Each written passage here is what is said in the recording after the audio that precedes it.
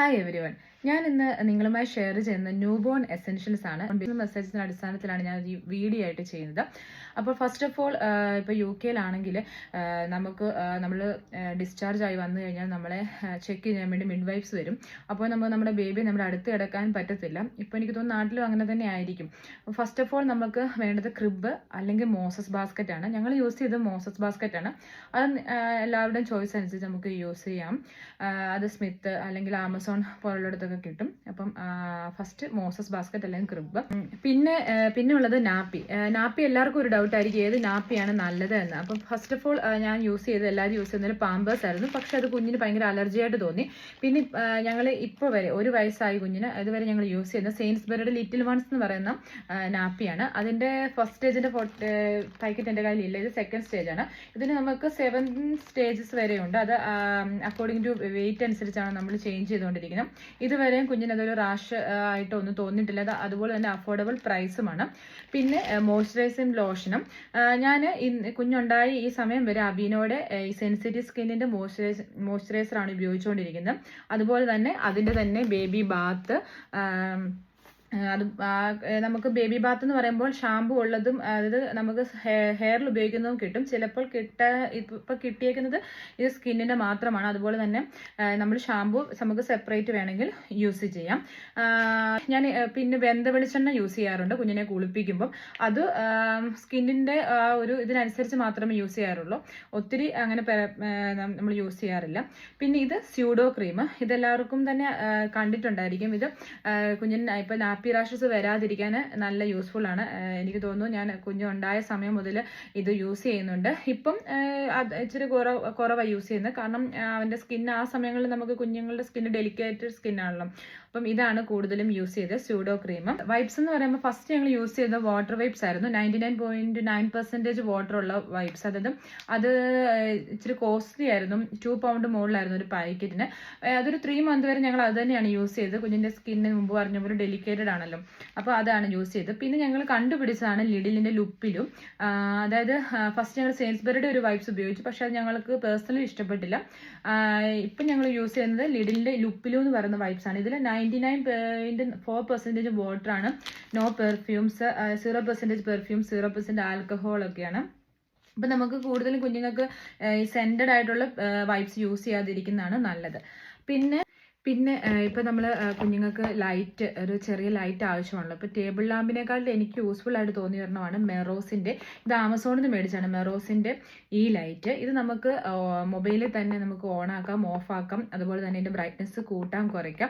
Different 16 million കളേഴ്സിൻ്റെ നമുക്ക് ആവശ്യമില്ല. അപ്പോൾ നമുക്ക് അതുപോലെ തന്നെ വാമും അല്ലെങ്കിൽ കൂൾഡ് ഡേ ലൈറ്റ് ഒക്കെ ആക്കി നമുക്കിത് യൂസ് ചെയ്യാവുന്നതാണ്. ഇതിപ്പോൾ ഞങ്ങൾ 1 ഇയർ ആയിട്ട് തന്നെ ആ ഒരു ഒറ്റ ഇതാണ് യൂസ് ചെയ്യുന്നത്. ഇത് അലക്സയുമായിട്ടൊക്കെ വർക്ക് ചെയ്യുന്ന സാധനമാണ്. അപ്പം ഇത് നല്ലൊരു പ്രൊഡക്റ്റായിട്ട് എനിക്ക് തോന്നി.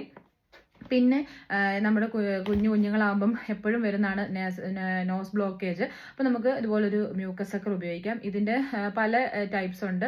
എനിക്കൊന്ന് ഇലക്ട്രിക്കൽ ചാർജബിൾ ഒക്കെ ഉണ്ട്. ഏതാണെന്ന് വെച്ചാൽ അക്കോർഡിംഗ് ടു അത് നമുക്ക് മേടിക്കാം. അതേപോലെ തന്നെ നേസൽ ബ്ലോക്കേജ് വരുമ്പോൾ നമുക്ക് കുഞ്ഞുങ്ങൾക്ക് അധികം നമ്മൾ മെഡിസിൻസ് ഒന്നും ഇവിടെ യൂസ് ചെയ്യില്ല. അപ്പം ഞാൻ അൽദിന്ന് നമ്മുടെ സൂപ്പർ മാർക്കറ്റിൽ നിന്ന് പറഞ്ഞാൽ മേടിച്ചാണ് സ്റ്റെറീമറിൻ്റെ ബ്രീത്ത് ഈസി ബേബി. ഇതിൽ ഒരു മെഡിക്കേറ്റഡേ അല്ല, ഇത് ജസ്റ്റ് സീ വാട്ടർ കൊണ്ടുള്ള 100% നാച്ചുറൽ ആയിട്ടുള്ളൊരു ഇതാണ്. ഇത് നമുക്ക് യൂസ് ആക്കാം. ജസ്റ്റ് സ്പ്രേ ചെയ്താൽ മതി. ഇടയ്ക്ക് കോളിക്കിന്റെ പെയിൻ ഒക്കെ വരും. അപ്പോൾ നമുക്ക് ഇൻഫാകോൾ എന്ന് പറയും. ഇത് നമുക്ക് യൂസ് ചെയ്യാവുന്നതാണ്. ഇത് നല്ലൊരു പ്രൊഡക്റ്റ് ആണ്. Room temperature, ideal room temperature ബേബീസിന് വേണ്ടത് 60 to 18 ഡിഗ്രി സെൽഷ്യസ് ആണ് അറൗണ്ട്. അപ്പം അതിനനുസരിച്ച് നമ്മൾ ഓവർ ഹീറ്റിംഗ് അവോയ്ഡ് ചെയ്യണം. അപ്പം ഇത് നമ്മൾ റൂമിലുണ്ടെങ്കിൽ നമുക്ക് നമ്മുടെ റൂമിൻ ടെമ്പറേച്ചർ അറിയാം. അതനുസരിച്ച് കുഞ്ഞുങ്ങളെ നമുക്ക് ഡ്രസ്സ് അല്ലെങ്കിൽ ബ്ലാങ്കറ്റ് ഒക്കെ യൂസ് ചെയ്യാവുന്നതാണ്.